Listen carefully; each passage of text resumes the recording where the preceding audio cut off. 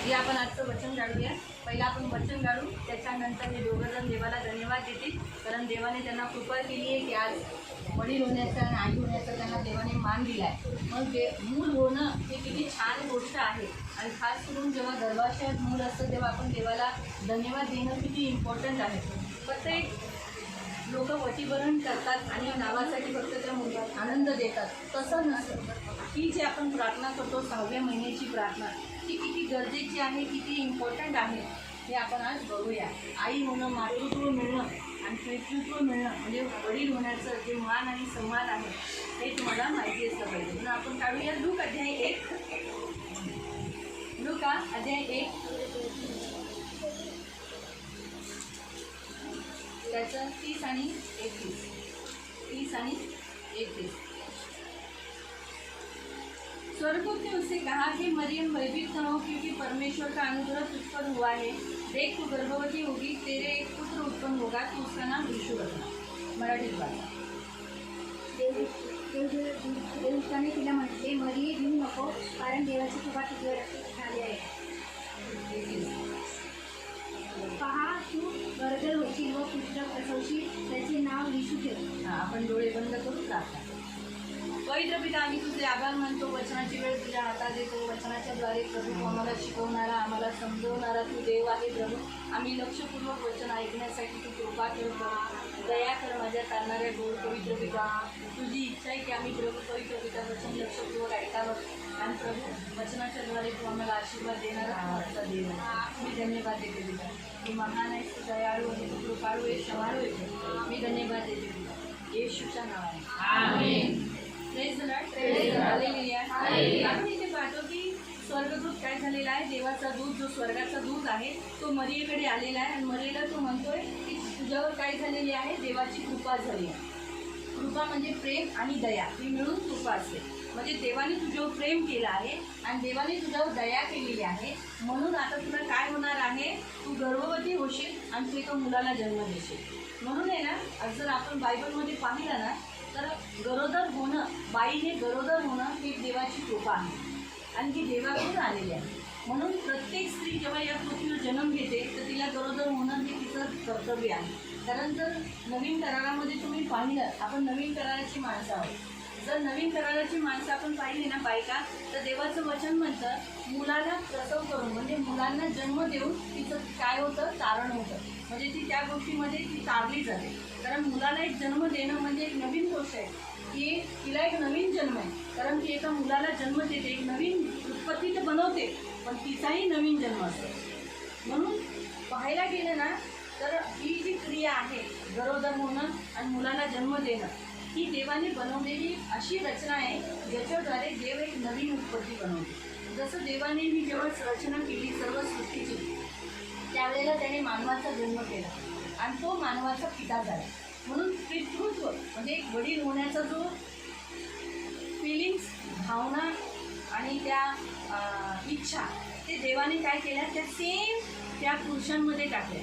म्हणून जेव्हा आदमला जेव्हा देवाने पहिल्या माणसाला बनवलं त्यावेळेला त्याला एकटेपणाची जाणीव झाली, त्याला एकटेपण जाणवलं होतं। म्हणून देवाने त्याला काय केलं, त्याला एक स्त्री दिली। पण स्त्री झाल्यानंतर सुद्धा त्यांचं ते कुटुंब वाढलं का, जेव्हा देवाने त्यांना आशीर्वाद दिला, त्यांचा विवाह करवला आणि त्याच्यानंतर त्यांना काईन झाला, हाबील झाला, त्यांचं कुटुंब वाढलं। आदमाचं एकटं पण गेलं, कारण त्याला बायको मिळाली, त्याला मुलं मिळाली, त्याच्यामुळे काय झालं, तो पुरुष एकदम एकाकीपणातून मुक्त झाला। पुरुष हा एकाकी राहू शकत नाही, पुरुषाला एकाकी राहू नये म्हणून देवाने त्याला काय दिलं, त्याला पत्नी दिली, पत्नीनंतर त्याला मुलं दिली। मग मुलं होण्यासाठी स्त्रीला देवाने अशा रीतीने बनवलं की त्या स्त्रीच्या पुरुषाच्या द्वारे, त्याने तिच्या गर्भाच्या द्वारे तिने काय करावं, मुलाला जन्म द्यावा। म्हणून जेव्हा बाई मुलाला जन्म देते तर ती देवाकडून तिला काय होते, कृपा भेटते। म्हणून तुम्ही सर्वजणांना माहिती आहे, बायकांना ज्यांना मुलं झाली त्यांना किती यातना असतात, किती त्रास होतो, त्या त्रासेतून ते एका बाळाला जन्म देतात। म्हणजे त्यासाठी देव काय करतो, त्यांना कृपा करतो, तो त्रास सहन करण्यासाठी, त्या यातनेतून जाण्यासाठी देव त्यांना ती कृपा पुरवतो। म्हणून प्रियांनो, जन्म एक नवीन उत्पत्ती, जसं देवाने एक बाळाचा जन्म केला, नवीन उत्पत्ती बनवली, नवीन सृष्टी बनवली, तो तो सेम अधिकार त्यांनी काय दिलेला आहे, पुरुषाला आणि बाईला दिला आहे. ते पण एक काय करतात, एक नवीन उत्पत्ती बनवतात है ना. जसं 9 महिने पोटात ठेवतात, 9 महिने झाल्यानंतर एक नवीन उत्पत्ती हातात येते. आणि ती उत्पत्ती कशीच ठेवतात का ते, त्याला वाढवतात, सांभाळतात. जसं बघा ना, देवाने ही नवीन उत्पत्ती केली, सृष्टी बनवली, सांभाळतोय ना देव. त्याच्यात मानवाला बनवलं, मानवाला सांभाळतोय ना. प्राण्यांना बनवलं, प्राण्यांना पण सांभाळतोय ना. म्हणजे देवाने बनवलेली जी उत्पत्ती आहे, ही सर्व सृष्टी आहे, सृष्टीमधला एक एक भाग तो त्याचा सांभाळ करतो, त्याची देखभाल करतो, त्याला वाढवतो. तसं सेम आहे ना, जे विवाह करतात, विवाह झाल्यानंतर त्यांनाही सेम तो अधिकार दिला आहे देवाने. कोणता अधिकार, एक नवीन रचना, एक नवीन उत्पत्ती करणं. त्यासाठी देवाची कृपा त्यांना दिली. देवाची कृपेशिवाय नाही होऊ शकत, हे नेहमी लक्षात घ्या. म्हणून आहे ना, आई होणं, वडील होणं हे खूप श्रेष्ठ बात आहे. या जगामध्ये वडील होण्याचा एक मान भेटतो, त्याला एक चांगली गोष्ट आहे. आई होण्याचा एक मान भेटतो, ती एक चांगली गोष्ट आहे. आणि म्हणून देवाचं वचन म्हणतं की स्तोत्रसंहिता 127 मध्ये, आपण इथे लोक अध्याय काहीतरी ठेवा, नंतर आपण पुन्हा येणार आहोत. 127 त्याचं 3 आणि 5 पर्यंत.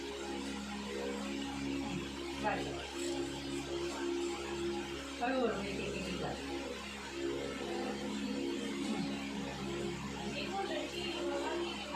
मराठी भाषा माझ्याकडे पण हिंदी आहे ना.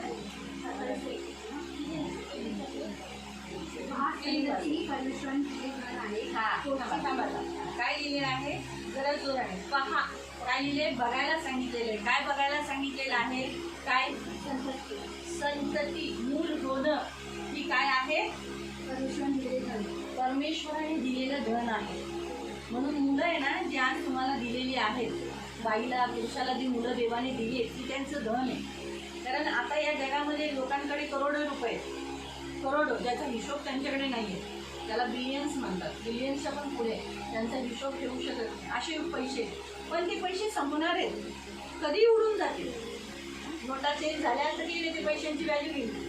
म्हणजे पैसे कधीही संपतील, सोनं चोरीला जाईल, सगळं काही नाश होईल. पण तुमची मुलं, ही तुमची संतती, ती तुमच्याबरोबर सदैव राहील, जी तुम्हाला सोडून नाही जाणार. तुमचं नाव सदैव त्यांच्याबरोबर राहणार. म्हणून मुलं, म्हणून सांगण्यात आलं आहे की पहा, म्हणजे बघायला सांगितले तुमच्या मुलांवर, पैशांवर, जगावर, आजूबाजूवाल्यांकडे बघायला नाही सांगितलं. जास्त कुणाला बघायचं, आपल्या मुलांना, त्यांना बघायचे. कारण ती तुमचं धन आहे, त्याला चोरी होऊ नये, त्याला कुणीतरी चोरून घेऊ नये, ते कुठंतरी गलतीकडे पडू नये. आता तुम्ही पैसे जेव्हा खिशात ठेवता किंवा पाकिटामध्ये ठेवता, त्याला सांभाळता ना. मग तसंच तुमची संतती जी आहे त्याला सांभाळायची आहे तुम्हाला. मग आता सर्वात अगोदर जेव्हा बाईच्या पोटात असतं ना, तेव्हा बाईने पण सांभाळायचं. त्याच्यासाठी तिच्या नवऱ्याने तिला सपोर्ट केला पाहिजे. ते मूल पडू नये, सांभाळून पडलं जाऊ नये, किंवा ते गर्भपात होऊ नये, ते पोटात मरू नये, त्याची वाढ चांगली व्हावी. कारण ते धन आहे तिचं, ते धन आहे त्याचं. म्हणून त्याला देवाचं वचन म्हणतं, पहा, तिकडे बघा. आपण कुठे काय करतो, पैशाच्या मागे जातो. ठीक आहे, पैसा तो बेईमान आहे, तो कुणाचाच कधी राहिला नाही. तो आज माझ्याकडे असला तरी तो दुसऱ्यांना लाईन मारून तिच्याकडे जाईल, मला त्याच्याकडे जायचं, इतका बेईमान आहे. म्हणून पैशाला व्यभिचारी म्हटलेला आहे. कारण व्यभिचारी काय करते, एका पुरुषाने तृप्त होते का व्यभिचारी व्यक्ती नाही, तो कसा दुसऱ्यांकडे जातो. तसं पैसा आहे ना, व्यभिचार आहे. तो आपल्याकडे राहून आपल्याकडे चांगला सुरक्षित आहे, तरी पण तो दुसऱ्याकडे जातो. म्हणून पैशाला व्यभिचार, म्हणून धनाला व्यभिचार म्हणलेला माहिती पडलं. म्हणून तिथे लिहिले. अजून पुढं, पोटचे फळ त्याची देणगी आहे. पोटचे फळ. आता हिला जे पोटात फळ दिलेलं आहे, तुम्हाला सर्वांना जे पोटचं फळ तुमच्या आजूबाजूला बसलेलं आहे, ही तुम्हाला देवाकडून दिलेली देणगी आहे, गिफ्ट आहे ते, गिफ्ट. मग देवाने दिलेलं गिफ्ट देव हिशोब घेतो. देवाने दिलेली देणगीचा देव काय करणार, हिशोब घेईल. मी तुला देणगी दिली, मी तुला गिफ्ट दिलं, सांभाळलंच का नाही, माझ्याबद्दल शिकवलंच का नाही. कारण ते कुणाचं आहे, देवाचं आहे. गिफ्ट कुणाचं आहे, म्हणून त्याला देवासाठी वाढवायचं, देवासाठी. म्हणून जेव्हा पोटात असतं तेव्हापासूनच त्याला येशूची गाणी शिकवा. म्हणजे मग मोठी झाली की इथं बसल्यावर गाणी गाते. कारण लहान मुलं गाणी नाही गात, डोळे बटाट्यासारखे उघडे करून बघत राहतात. त्यांना गर्भापासूनच शिकवा येशूची गाणी. तुम्ही सगळे पोयम शिकवता ना, शिकवता शाळेतले त्या पोयम असतात तर शिकवतात ना, मग येशूची गाणी पण त्यांना शिकवायची, बायहाट करून घ्यायची. कारण हेच तुमची देणगी आहे, ही देवाकडून आलेली आहे. म्हणून देवाकडून मिळालेलं हे जे गिफ्ट आहे ह्याला सांभाळणं हे गरजेचं आहे. एक देणगी आहे देवाने दिली. पुढं तरुणपणातले पुत्र हे देवाच्या हातातील बाण. आता तारुण्यात झालेली जी मुलं आहेत, आता हा तारुण्य, आता तरुण आहे दिनेश, खरं म्हणतं पाहायला गेलं याच वयामध्ये मूल झालं पाहिजे. जसं जसं वय वाढायला लागतं मग मुलं होतात. आता माझं 50 वय झाले, पण आता या वयामध्ये माझी मुलगी छोटी आहे. बरोबरच वाटतं का? अब्राहम 100 वर्षाचा होता तेव्हा त्याला मुलगा झाला, तो शूट होत होता का त्याला? नाही ना. काय होतं? म्हणून हां, तर काय करावं लागेल की ती त्याला, म्हणून तारुण्य देव काय म्हणतो कुठं कधी मूल झालं पाहिजे तिथं सांगितलंय. लोक काय म्हणतात, अरे माझं काय वय आहे का लग्नाचं, अरे माझं काय वय आहे का लग्नाचं, अरे वय आहे का माझं लग्नाचं. पुरुषांसाठी वय दिलंय तिथं, मूल होण्यासाठी वय दिलंय. पुन्हा वाच दिलाय तरुणपणातले पुत्र हे तरुणपणातली पुत्र, तरुणपणातली पुत्र कधी कोणत्या? तरुणपणा पाहिजे त्याच्यात वय. नंतर म्हातारं झाल्यानंतर बिचारी साराला जास्त सुख मिळालं का मुलाचं? आईसेकचं सुख मिळालं तिला? नाही मिळालं. रिबेकाला मिळालं का? तिलाही थोडंसं वयानंतर मूल झालं. ती वांज होती, सारा वांज होती, राहेल वांज होती. पण बायबल सांगतं 113 मध्ये तिथे लिहिलेलं आहे, 113 तिथे ठेवा, 113चं शेवटचं वचन वाचा. स्तोत्र संहिता 113. तो वांज स्त्रीला गृहिणी म्हणजे लग्न करून तिचं घर बसून मुलाची आनंदी माता करतो. तो आहे देव. सारा वांज होती, मूल केलं. रिबेका वांज होती, मूल झालं. राहेल वांज होती, मूल झालं. देवाकडे मागून दिलं ना देवाने, भले उतार वयात का असे ना पण झालं ना. पण उतार वयात का होऊ नये त्याचं स्पष्टीकरण येतं का? कारण जसं सुख भेटलं पाहिजे ना मुलांचं, कारण मुलांबरोबर राहणं एक सुख आहे. ते मुलांबरोबर राहणं एक सुख आहे. त्यांच्याबरोबर उठणं, त्यांचं तोंडून पप्पा पप्पा बोलणं, छोट्या छोट्या गोष्टीला सारखं मम्मी पप्पांकडे पळणं, सारखं हे सुख आहे. त्यांचं लग्न बघणं, त्यांची मुलं बघणं, त्यांच्या मुलांबरोबर जाणं, बाजारात जाणं, त्यांच्याबरोबर त्यांना शाळेत सोडायला जाणं हे सुख आहे. ते मुलांना असं घेऊन जातात, शाळेत घेऊन जातात, शाळा सुटायची वाट बघतात. आले दारू, आले नेलं बाबलू. एक सुख आहे, हे सुख मिळालं पाहिजे ना. तर तरुण मला घेऊन झालं तर होईल ना हे सुख. तुम्हाला कळालं? सांगायचा उद्देश बायबल आपल्याला ह्यासाठी शिकवतं. भले जग कोणत्याही मार्गावर जात असेल, जग काही बोलत असेल, आपण बायबलनुसार झाला पाहिजे. म्हणून आम्ही लोकांना म्हणतो, अरे बाबा तुझं 21 वय झालं करून टाकलं. अरे नाही नाही, आम्ही आमच्या जोडचं लग्न 21 वयातच करणार का? आम्ही हा निर्णय घेतला कारण आम्हाला पण सुख हवं आहे. नातवंडाचा म्हणून म्हणता गॅप फीट नाही ठेवायचं, पटकन मूल होऊन जाईल. कारण बायबल ज्यांना माहीत आहे, वचन माहीत आहे. मराठी समजतं ना? समजतं ना? मराठी समजतात ते हिंदी बोली आता है ना? चलता ना? नहीं तो मराठी में मैं हिंदी बोल सकती हूँ. बोलो, अगर नहीं मराठी समझता होगा ना तो, क्योंकि सबको हिंदी आता है ना? सबको हिंदी आता है? कोई आए जिसको मराठी हिंदी नहीं आता है? सगळ्यांना समझता नहीं हिंदी, तो ठीक है मैं हिंदी में बात करेगी. आप लोग को हिंदी में अभी ध्यान दिया. सॉरी. तो कहने का उद्देश्य क्या है मालूम प्रियो? परमेश्वर हमको क्या कहता है मालूम? हमारा परमेश्वर हमें जवानी के दिनों में विवाह करना जरूरी है. आज के ज़माने में सब लोग क्या बोलते हैं, नहीं 27-28 साल होने के बाद शादी करूँगा, तब तक लड़की पे जो उसको गर्भ में बच्चा जन्म लेने का जो समय होता है, जो वो पावर वो गर्भ को नहीं रहती है। इसलिए वहाँ लिखा है जवानी के दिनों में जो बच्चा, यहाँ क्या लिखा है, अभी हिंदी वाले पढ़ो 1 से 27 का 4। जैसे वीर हमारे हाथ में, हाँ, जैसे वीर के हाथ में तीर होता है। वीर लोग कैसे तीर चलाते हैं, ताकत रहती है ना उसके पास। वो जब ऐसा तीर चलाता है क्या तेज से जाता है, और एक बूढ़ा चलाएगा तो क्या तीर जाएगा वैसे ही जवानी के दिनों में वो लड़के होते हैं, क्योंकि उन बच्चों में ताकत रहेगी। अभी इनका जो बच्चा होगा वो ताकत वाला रहेगा, उसको विटामिन खाओ ये खाओ नहीं। फिर बुढ़ापे में जो होता है कमजोर बच्चा रहेगा, मालूम हुआ। तो वो बच्चे भी कैसे रहेंगे, ताकत वाली रहेंगे। 5, क्या ये धन्य है वो पुरुष हाँ जिसने अपने कर्कश को उनसे भर लिया हो। हाँ, क्या ही वो मनुष्य धन्य है, वो पुरुष धन्य है जिसके पास बहुत सारे बच्चे हैं। अभी जो क्यों बच्चे होने चाहिए जवानी के दिन में, हम क्या सोचते हैं, हम 2 हमारा 1, हम 2 हमारे 2, हम 2 आगे नो आगे। लेकिन यहाँ पे देखो क्या ही धन्य है वो पुरुष जिसने अपने कर्कश को उनसे भर लिया हो। एक मिनट, हाँ, ये धन्य है वो पुरुष जिसने अपने कर्कश को जिसने अपने कर्कश को उनसे भर लिया हो। उनसे भर लिया यानी ज्यादा हुए। वह फाटक के पास जब याकूब ने 12 बच्चों को पैदा किया, लोग डरते थे ना याकूब से, लोगों ने याकूब को धन्य कहा ना। परमेश्वर ने याकूब को क्या कहा, तू धन्य है, तेरा नाम याकूब नहीं इस्राएल होगा। सही, तो बच्चे इतने हुए।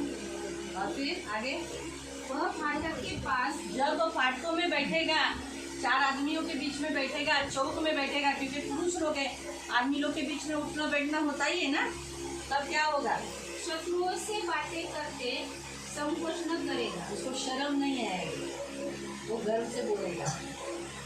मालूम हुआ। इसलिए प्रियो बच्चे ये परमेश्वर की दी हुए दान है, गर्भ का फल और परमेश्वर की ओर से प्रतिफल है।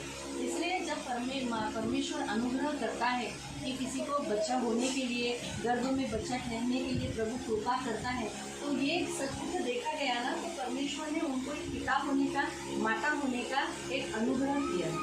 बहुत सारे टाइप का मातृत्व मिलना, यानी एक मातृत्व स्त्री के अंदर आना चाहिए।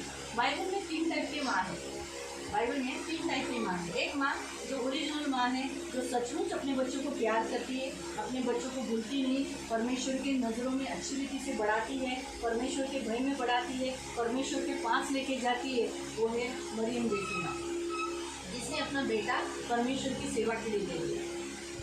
जिसने अपना बेटा क्या किया, परमेश्वर की सेवा के लिए दे दिया, परमेश्वर के लिए दे दिया, और वैसे ही उसने बढ़ाया। दूसरी टाइप की माँ है जो अपने बच्चों को जन्म तो देती है लेकिन भूल जाती है, जो आप आइज़ाया में पढ़ सकते हैं। यीशु परमेश्वर कहता है माँ दूध पीते हुए बच्चे को भूल सकती है, क्योंकि इसीलिए तो संसार में आप देख सकते हैं कि बहुत से लोग बच्चों को नाली में फेंक देते हैं, गटर में फेंक देते हैं, कहीं भिन्न भिन्न जगह पर फेंक देते हैं। क्यों फेंकते हैं, क्योंकि उनको बच्चा नहीं चाहिए था, इसीलिए वो फेंका तो नहीं। आदमी फेंकता है क्या, नहीं, वो जिसने जन्म दिया वो माँ खुद फेंकती है। तो ऐसी भी माएँ हैं जो अपने बच्चों को फेंक देती है। लेकिन बाइबल हमें और एक ऐसी माँ के बारे में बताता है जो अपने माँ को, मतलब ऐसी माँ है जिसमें मातृत्व नहीं है, जिसमें पिता का मातृ, अभी जैसे मैंने 2 नंबर का जो माँ का प्रेम बताया, वो एटलीस्ट बच्चे को जिंदा तो रखा है, भले फेंक दिया है लेकिन जिंदा रखा है। लेकिन ऐसी भी माँ होती है जिसमें वो बच्चों को, खुद के बच्चों को भी मार डालने के पीछे रहती है। हम पढ़ेंगे उस वचन को, हम निकालेंगे पहला राजाओं की पुस्तक, पहला राजा 3 अध्याय और उसका 23 से। पहला राजा अध्याय 3 और उसका 23 से। आप पढ़ने तक मैं आपको बताती हूँ। यहाँ एक हम सुलेमान राजा के बारे में देखते हैं। परमेश्वर ने तो बहुत बुद्धि दिया था, इतनी बुद्धि और बहुत अच्छी बुद्धि दिया था। अब हम देखते हैं यहाँ 2 स्त्रियाँ हैं, दोनों माँ हैं, दोनों माँ बनी हैं, लेकिन एक का बच्चा मर गया और दूसरी का जिंदा है। दोनों मातृत्व, उनको दोनों को मातृत्व मिला। अभी माँ का प्यार कैसा होता है, बहुत गहरा होता है ना। जैसे हमने गीत गाया ना, गहरे प्यार से तूने प्यार किया, माँ से भी गहरा। वो हमारे यीशु का प्यार है। यीशु का प्यार माँ से भी बढ़कर है। इस संसार में सबसे बड़ा प्यार है माँ का प्यार। इस संसार में प्यार देखेगा तो सबसे बड़ा प्यार है एक माँ का प्यार, लेकिन उससे बड़ा है प्यार वो है यीशु का। इसीलिए यीशु मसीह को माँ का प्यार बोला गया है। आइज़ाया 66 में पढ़ सकते हैं। यीशु मसीह हमें हमारे लिए माँ है। यीशु मसीह हमारे लिए क्या है?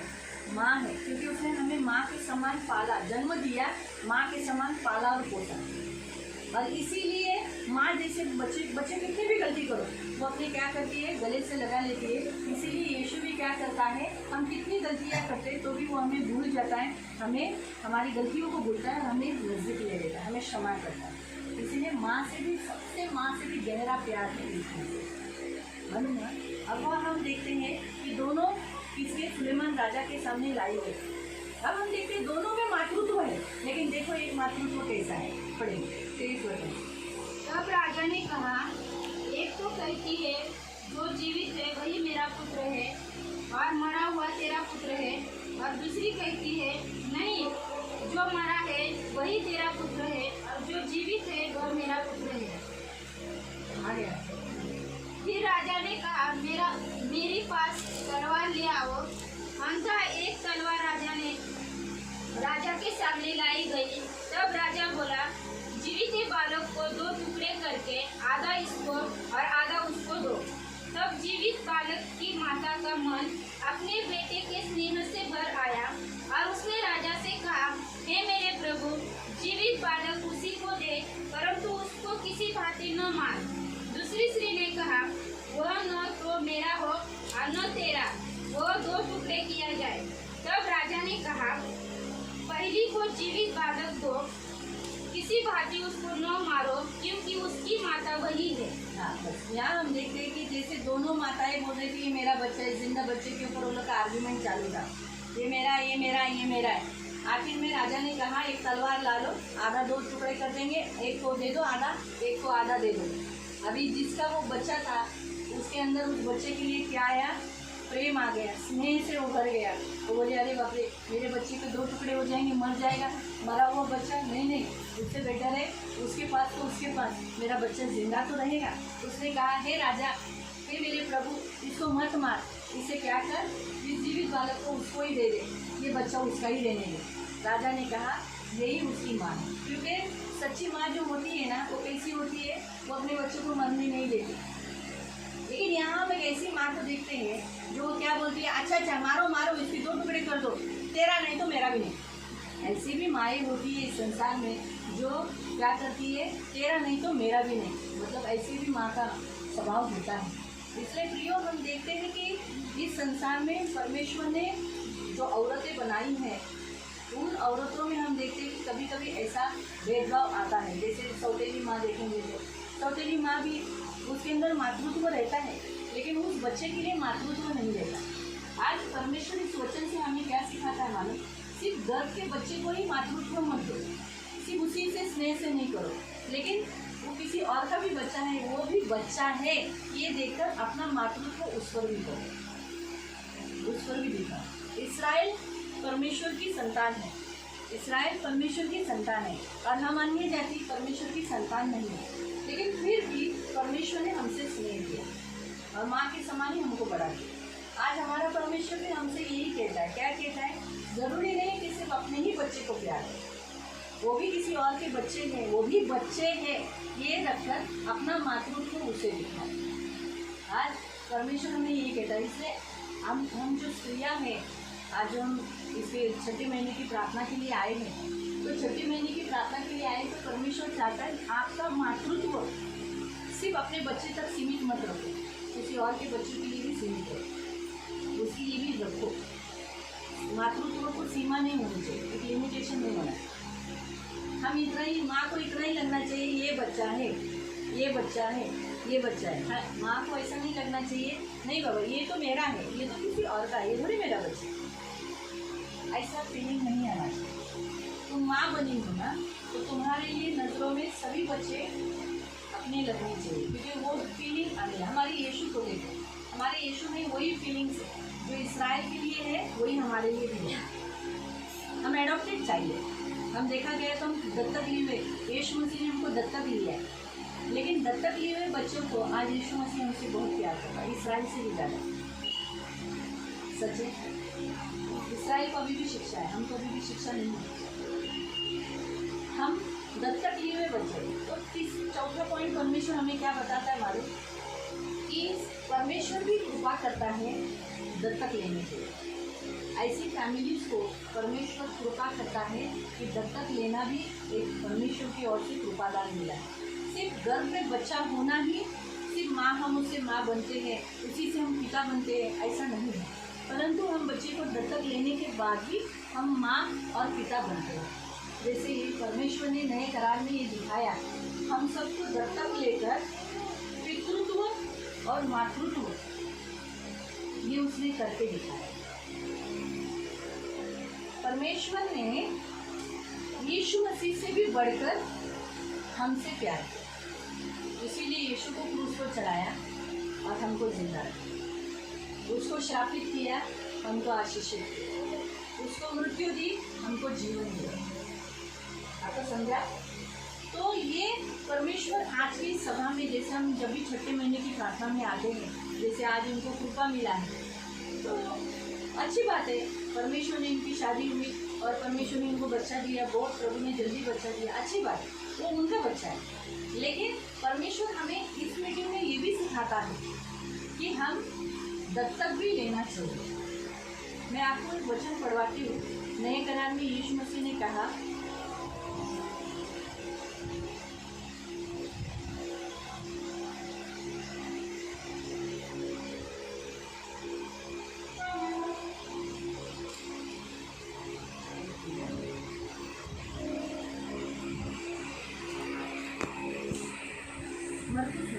मार्क अध्याय 10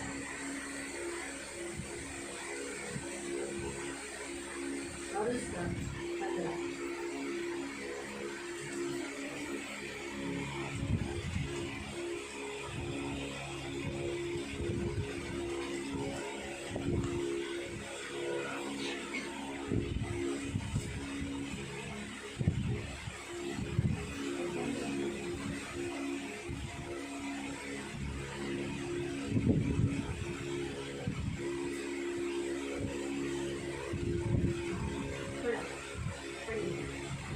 मैं तुमसे सच कहता हूँ कि जो कोई परमेश्वर के राज्य को बालक के समान ग्रहण न करे, वो उसमें कभी प्रवेश करने न पाएगा। हम यहाँ देखते हैं कि बच्चों को परमेश्वर के पास लाया जा रहा था आशीष देने के लिए, प्रार्थना करने के लिए, और शिष्य गुस्सा हुए थे। उस समय परमेश्वर यीशु मसीह वहाँ गुस्सा हुए और कहते हैं कि बालकों को मेरे पास आने। लेकिन यहाँ लिखा है कि बालकों को हमें क्या करना है, परमेश्वर के राज्य के समान ग्रहण करना है। जैसे हमने परमेश्वर के राज्य को ग्रहण किया, स्वीकार किया, और आज हम लोग परमेश्वर के राज्य में, तो बालकों को भी हमें क्या करना है, ऐसे ही एक्सेप्ट करना है। हम परमेश्वर के बच्चों को, ये संसार में जो ऐसे बच्चे को जिन्हें माताओं ने छोड़ दिया है, माताओं ने त्याग दिया है, हम ऐसे बच्चों को जब अडॉप्ट करते हैं, हम लेते हैं, तो बाइबल में लिखा है परमेश्वर को ये बहुत बात है। बाइबल में लिखा है, जब तुम ऐसे बालकों को ग्रहण करते हो, जब तुम इनमें से किसी एक बालकों को तुम ग्रहण करते हो, तो तुम बहुत परमेश्वर की नज़र में प्रिय होते हो। अपने बच्चों को बढ़ाना कोई बड़ी बात नहीं है, अपने बच्चों को बढ़ाना कोई बड़ी बात नहीं है, लेकिन हम जिन बच्चों को परमेश्वर ने इस पृथ्वी पर रखा है, उन्हें हम बड़ा करते हैं, ये सबसे बड़ी बात है। मालूम हुआ? अपने खून से सींचे हुए बच्चे को बड़ा करना कोई बड़ी बात नहीं है, वो तो उसका ही बच्चा है, उसके गर्भ से निकला, इसलिए उसको प्यार आएगा। लेकिन हम ऐसे, परमेश्वर हमें आज ऐसे भी सिखाता है कि जो हमारे खून से नहीं सींचे गए, हमारे नहीं हैं, हमसे जन्म नहीं लिए, लेकिन वो छोड़े गए हैं, त्यागे गए हैं, लेकिन परमेश्वर ने उनको ग्रहण किया है। ऐसे बच्चों को जब हम ले लेते हैं, स्वीकार करते हैं, परमेश्वर को वो ज़्यादा अच्छा लगता है। और अक्सर शादी होने के बाद अक्सर सबको ऐसा ही लगता है कि हमारा खुद का भी बच्चा हो, हर एक को लगता है। लेकिन मैं आपको बताती हूँ, जब समय निकल जाता है, आगे आगे दिन जाते हैं, तो मैं तो आपको यही एडवाइस दूंगी, adoption is good best advice. कभी कभी परमेश्वर कुछ स्त्रियों को उस दर्द से जाने नहीं देता है। जो दर्द मैंने आपको पहले समय बताया कि उसका भी नया जन्म रहता है, बच्चे का भी एक नया जन्म रहता है।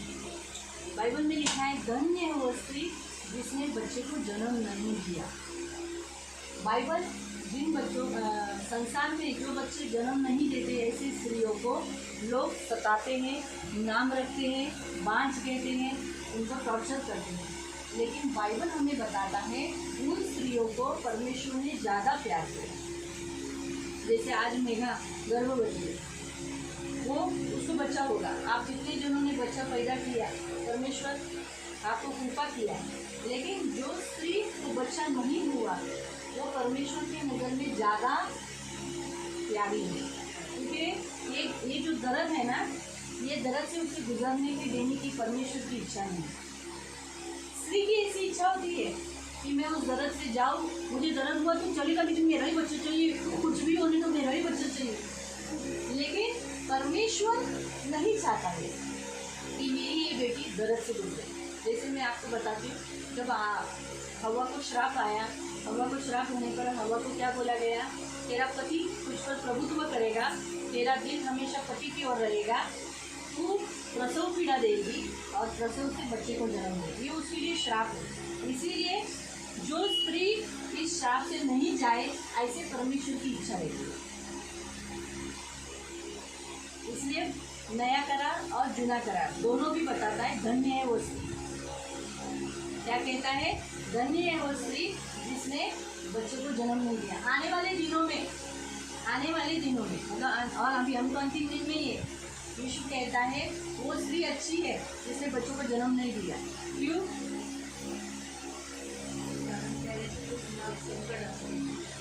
पहली बात तो ये मैं आपको बताती हूँ। पहली बात ये कि यीशु मसीह ने ऐसा इसलिए कहा, मालूम है ना वो कहाँ लिखा है? क्या अभी पढ़ के बताऊँ? चाहिए वो वचन आपको लूका अध्याय में दिया गया है, बता दे, फिर मैं आपको एक्सप्लेन करती हूँ।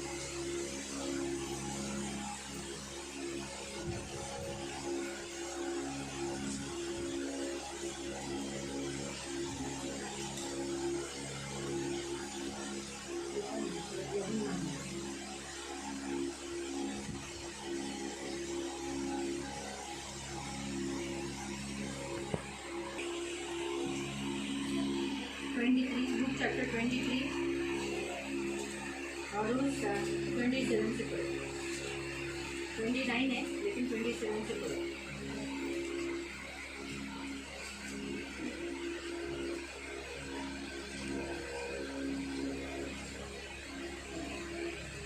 पढ़ो, कोई भी जिसको मिलेगा स्क्रीन। क्योंकि देखो वे दिन आते हैं, हाँ, वे दिन आते हैं जिनमें लोग कहेंगे, नहीं 23 से 27।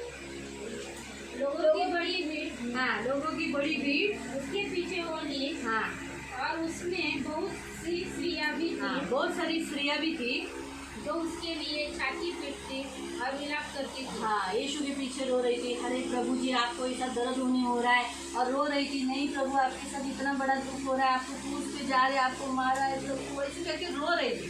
यीशु ने कहा, यीशु ने उनकी ओर मुड़कर कहा, हाँ क्या कहा देखो, यरूशलेम की पुत्रियों, यानी बेटियों, यानी स्त्रियों को वो क्या कहता है? बेटी। कौन पिता चाहेगा कि उसकी बेटी दर्द से गुजरे, तकलीफ से गुजरे, दुख उठाए? बाप की ऐसी इच्छा होती है? बताओ, अभी तुमको तो हुआ नहीं, उसको बेटी नहीं है, और यहाँ कौन है जिसको बेटी है? बाप कोई तुम शायद नहीं ना, वैसे जिसको बेटी है, ठीक है, फिर जिसको बेटी है तुझी ऐसी इच्छा रहेगी क्या तेरी बेटी दुख उठाए? अजून कुणाला मुलगी आहे?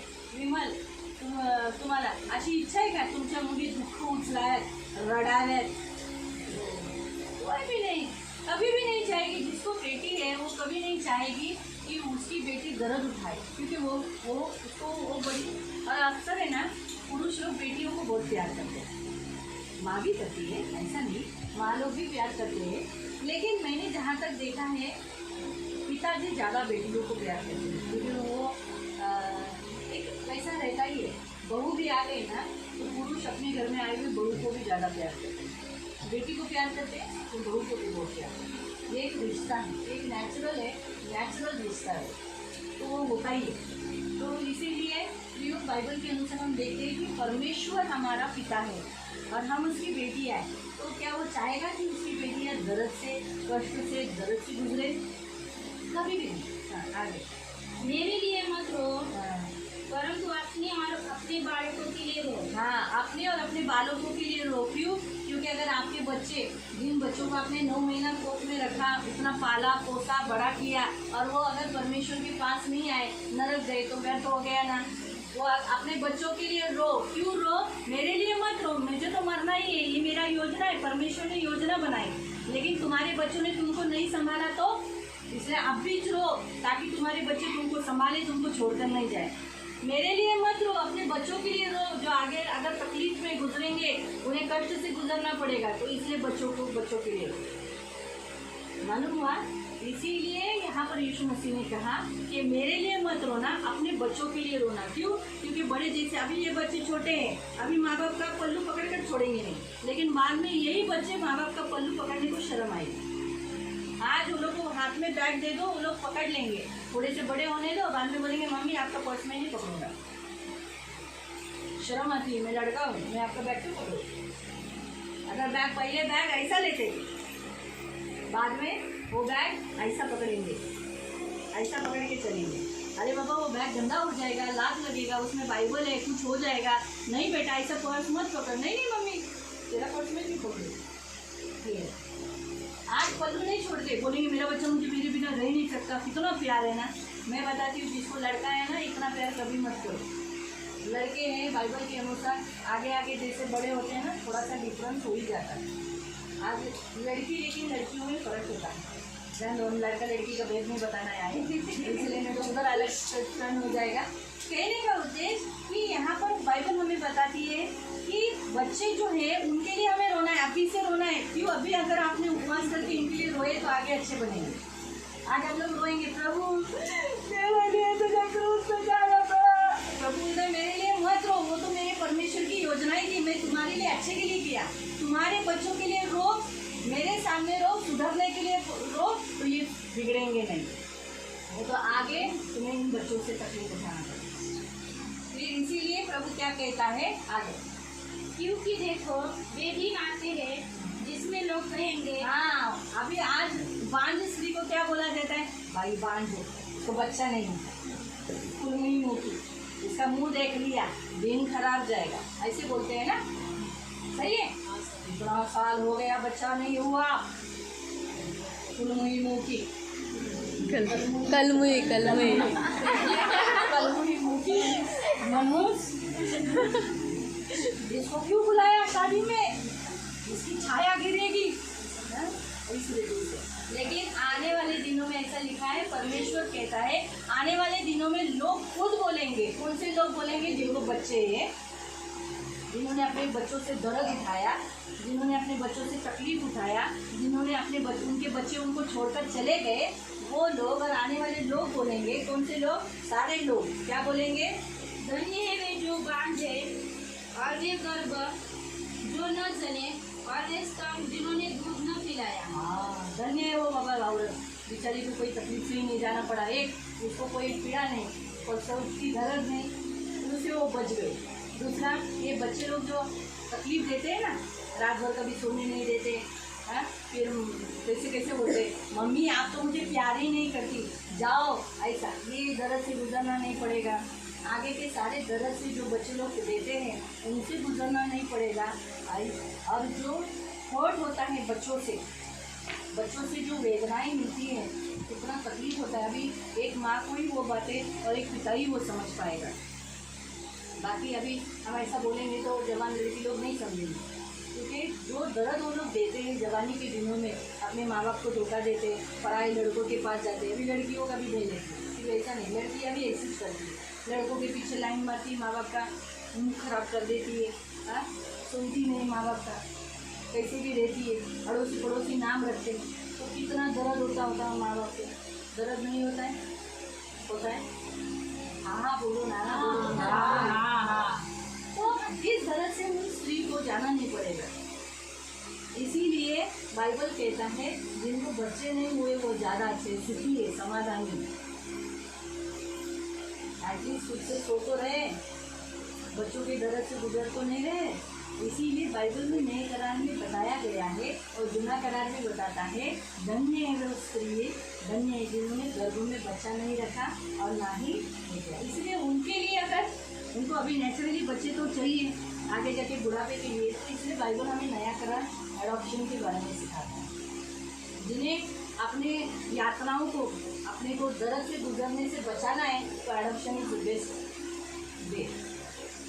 जिसको अपने घर में तकलीफ से गुजरना, मतलब जैसे सोचो उदाहरण, अगर बच्चे अभी एडॉप्शन किए हुए कभी कभी बच्चे गलत भी निकलते हैं, लेकिन वो ऐसे नहीं, वो माँ बाप के हाथों में रहता है। अगर वो सही रीति से उन्हें अनुशासन चलाएंगे, बढ़ाएंगे, दिखाएंगे, तो बच्चे बिगड़ेंगे। हालेलुया में लाएंगे, प्रभु की स्तुति करवाएंगे, सब कुछ तो अच्छे रहेंगे। लेकिन अगर वो उनको छोड़ के आगे गए भी तो उनको वो दर्द नहीं आएगा जो दर्द आप लोगों को होता है। मालूम है, वो फीलिंग्स इतनी नहीं है। आपलं नव्हतंच म्हणजे आपलं राहिलं नाही, इसलिए वो दर्द से गुजरने की जरूरत नहीं पड़े। कहने का उद्देश्य प्रियो, मातृत्व और पितृत्व ये परमेश्वर की ओर से दिया हुआ हर मनुष्य पुरुष को और स्त्री को गिफ्ट है। और जिन्हें कभी कभी परमेश्वर नहीं होने देता है, तो ये परमेश्वर ने नए करार में अडॉप्शन का एक मार्ग दिखाया है। हालेलुया। इसलिए कभी भी किसी बात के लिए तकलीफ मत करना। जिन्हें बच्चे नहीं होते उन्हें कभी कोसना नहीं, उनको उंगली नहीं उठाना। अगर आपको ऐसा लगता है कि उन्हें बच्चा नहीं हो रहा है तो आप उनके लिए प्रेयर करो, लेकिन उनके बारे में निंदा, तकलीफ, अरे हर करके कितना साल हो गया तेरे को तो बच्चा ही नहीं हुआ, क्या कर रही है तू, अरे उसके हाथ में है। आज का वचन परमेश्वर हमें क्या बताता है मालूम? बच्चे ना स्त्री के हाथ में रहता है ना पुरुष के हाथ में, ये परमेश्वर के हाथ में है।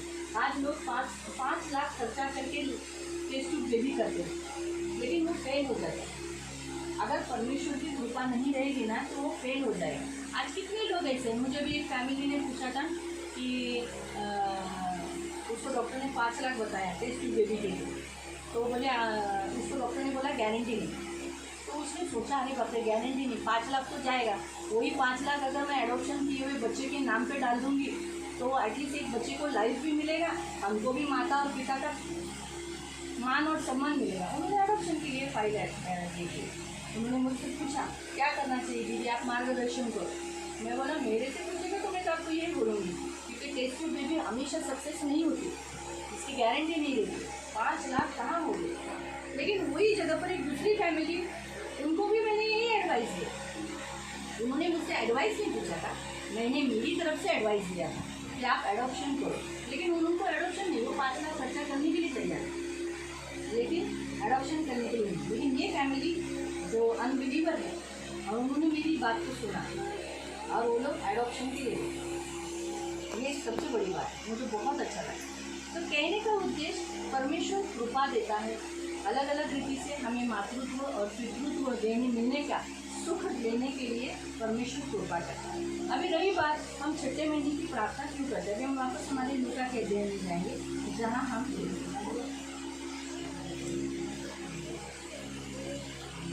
36 वर्ष एक का 36।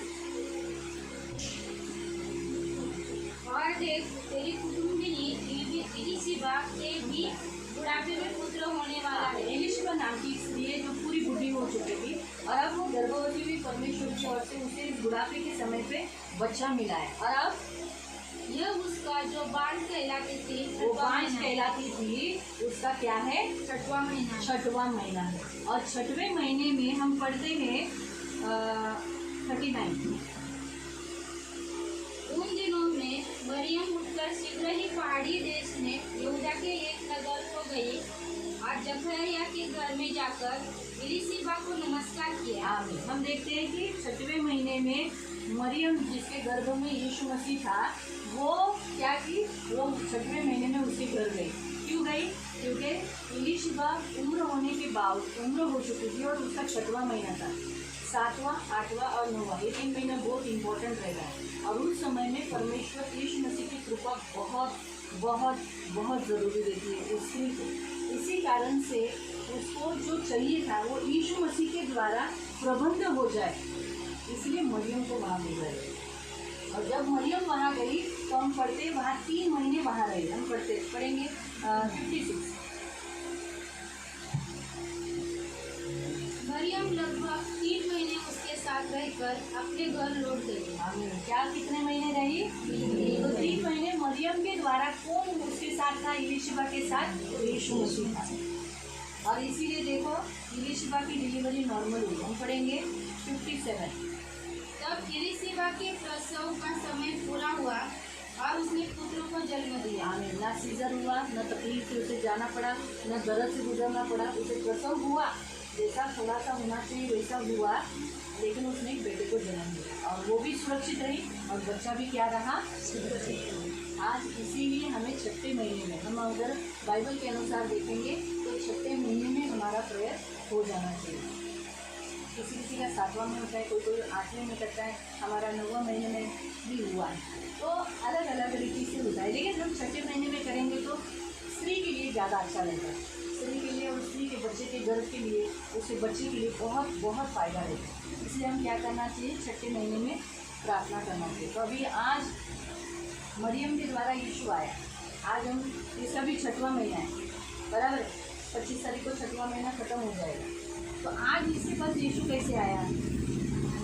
हाँ, हम सब के द्वारा, है ना। आप सब में कौन है? यीशु। इसीलिए 6वें महीने में प्रार्थना रखने पर मसीहों को, अड़ोसी पड़ोसियों को, रिश्तेदारों को, पहचान वाले को बुलाना है, लेकिन मसीहों को खास बुलाना है, क्योंकि मसीहों में कौन है? यीशु। तो अब उसको इतने, हम सबके द्वारा यीशु का उसको क्या मिलेगा?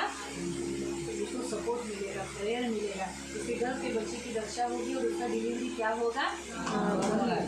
सीजर पे नहीं लाए, सीजर नहीं छोड़ो। मोस्टली हो सके तो सीजर पे मत जाना, क्योंकि सीजर पे जाने वाले अभी गया तो अभी क्या कर सकते हैं, लेकिन वो जिनकी परिस्थितियाँ ऐसी हैं ठीक है करो, लेकिन हो सके तो एंडिंग तक सीजर। अभी उसकी तो परिस्थिति वैसी थी, इसीलिए पिछली फट गई थी चाहिए, इसलिए उसको सीजर करना ही पड़ा, क्योंकि उसकी पहली पड़े वो भी जिंदा है, बच्चा भी जिंदा है, मिराकल है।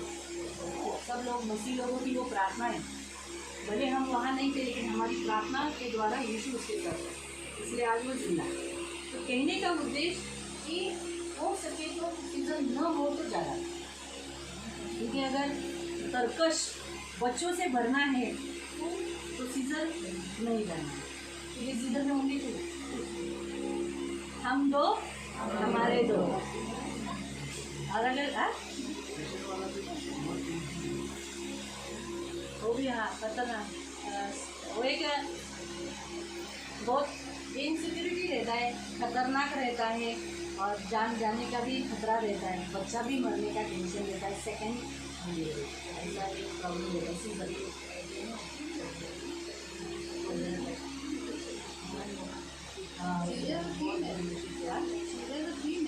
नहीं, 2 पे ही होता है, 3 तो एकदम रिस्की रहता है, बहुत रिस्की।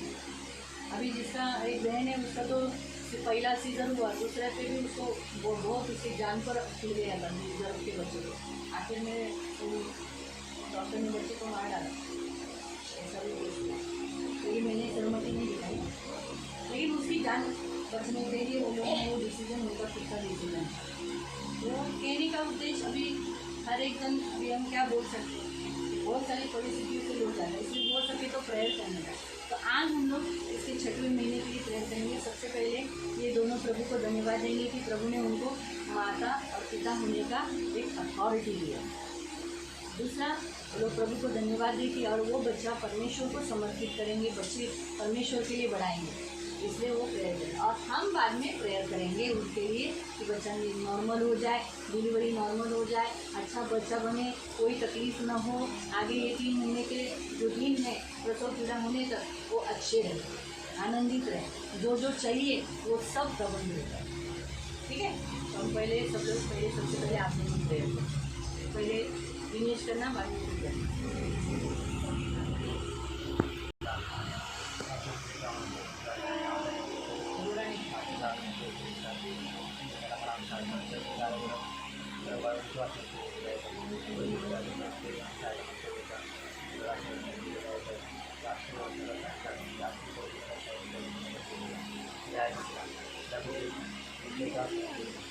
Yeah. और आपका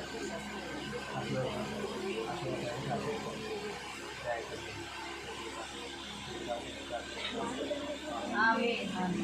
धन्यवाद धन्यवाद धन्यवाद धन्यवाद धन्यवाद. प्रणाम प्रेमी पिता येशूच्या नावाने प्रभू तुझ्या चरणासमोर पवित्र पिता प्रभू प्रार्थना करते. पवित्र पिता धन्यवाद देते प्रभू. पवित्र पिता प्रभू आज प्रभू पवित्र पिता प्रभू आमच्या जीवनामध्ये जो आनंद दिलास त्याबद्दल प्रभू आम्ही तुझे आभार मानतो. पवित्र पिता प्रभू गर्भाचं फळे तुझ्याकडून प्रतिफळ येतं. पवित्र सेनाधीश पिता प्रभू जे दान तू आम्हाला दिलेस तर प्रभू पवित्र पिता प्रभू त्याचा योग्य सांभाळ करण्यासाठी सहायता कर मदत कर प्रभू. पवित्र पिता प्रभू हे मूल तुझे प्रभू पवित्र सेनाधीश पिता तू दिलेलेस प्रभू तर तुझ्यासाठी सदैव तत्पर असण्यासाठी मदत कर. तुझ्यासाठी समर्पित असण्यासाठी सहायता कर. पवित्र पिता तुझ्या सेवेसाठी समर्पित असण्यासाठी मदत कर प्रभू. दया कर पवित्र पिता प्रभू. सहायता कर मदत कर पवित्र सेनाधीश पिता प्रभू. मूल ही तुझ्याकडून देणगी आहे प्रभू तर त्या देणगीचा वापर प्रभू फक्त आणि फक्त तुझ्यासाठी होण्यासाठी मदत कर प्रभू. ही आमची विनंती आमची प्रार्थना आहे प्रभू. सहायता कर मदत कर प्रभू. धन्यवाद देतो प्रभू पवित्र पिता आजच्या दिवसासाठी पण प्रभू पवित्र पिता प्रभू आम्ही धन्यवाद देतो आणि पवित्र पिता आमच्या जीवनात दिलेल्या प्रत्येक प्रभू आनंदासाठी आम्ही तुझ्या नावाला कोटी कोटी धन्यवाद देतो.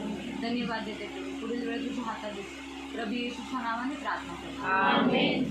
खड़े हो जाएंगे और हम मिलकर उनके लिए प्रार्थना करेंगे.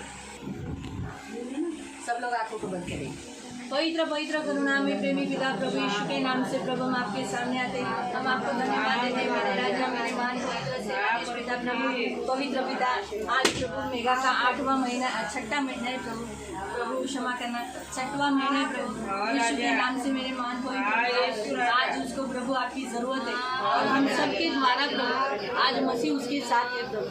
आज संसार के अंत तक उसके साथ है. आप उसे कभी नहीं छोड़ोगे कभी नहीं त्यागोगे. इसका डिलीवरी नॉर्मली होगा पवित्र पिता और अच्छी रीति से नॉर्मल होगा. कोई भी तकलीफ कोई भी हानि नहीं होगी. प्रसव पूरा होने से पहले उसने एक सुंदर बच्चे को जन्म दिया बेटे को जन्म दिया. ये होने के लिए सहायता करना है. ये हमारी प्रार्थना है प्रभु. पवित्र पिता ज़्यादा दर्द से ज़्यादा कराहने से गुजरने न देना और जल्दी से जल्दी प्रभु जैसे 9 महीना उसका हो गया तो एक सुंदर बच्चे को जन्म देने के लिए मदद करना. आपने उसे माता होने के लिए और मेरे मान पवित्र पिता दिनेश को पिता होने का सौभाग्य दिया. हम धन्यवाद देते प्रभु. ये आपकी प्रभु कृपा है प्रभु. ये आपने उन पर दया की और प्रभु मेरे मान पवित्र सेनाधीश पिता आपने उनको ये कृपा किया है. आज इनके ऊपर अनुग्रह हुआ है. आज इनके ऊपर अनुग्रह हुआ है. धन्यवाद देते पिता. जवानी के दिनों में प्रभु पवित्र पिता जवानी के दिनों में ये बच्चा है इसलिए ये बच्चा एकदम हष्ट पुष्ट होगा निरोगी होगा मसीह का कहलाया जाएगा. जैसे पवित्र पिता प्रभु हर बच्चे आपके हैं ये भी आपका ही रहेगा. हम इन्हें आशीषित करते हैं. धन्यवाद देते थे. आपके लहू तले लाते इनके घर में जितने सदस्य हैं उनको यीशु के नाम से आशीषित प्रभु. आपके लहू तले लाकर प्रभु इन्हें लगने वाली फाइनेंशियली फिजिकली स्पिरिचुअली मटेरियली सब जरूरत समय पर इनका मुंह कभी न काला पड़ेगा न कभी लज्जित और पज्जित होगा. यीशु के नाम से आमीन. आपका सर्व सामर्थ्य लहू प्रभु यीशु के नाम से पवित्र पिता मेघा के ऊपर लगाते हैं प्रभु. उसके गर्भ के बच्चे के ऊपर लगाते हैं प्रभु. ये बच्चा यीशु मसीह का है प्रभु. ये हमेशा अच्छा रहेगा और प्रभु बहुत आनंद करेगा प्रभु और हम सब के बीच में आने के लिए उत्साहित है प्रभु. लेकिन 9 महीने के बाद वो हम सब में आ जाएगा प्रभु. धन्यवाद देते हम प्रभु. आपका लहू प्रभु दिनेश के ऊपर लगाते हैं प्रभु. हमेशा आपके पंख में उसको सुरक्षित उसको बुद्धि देना प्रभु. अब वो एक पिता बन रहा है प्रभु इसलिए अपनी पत्नी को अपने बच्चों को संभालने वाला ज्ञान उसको देना. उसको अच्छा काम देना बरकत देना प्रभु. किसी चीज़ की कमी घटी होने नहीं. ये हमारी प्रार्थना है प्रभु यीशु के नाम से आमीन.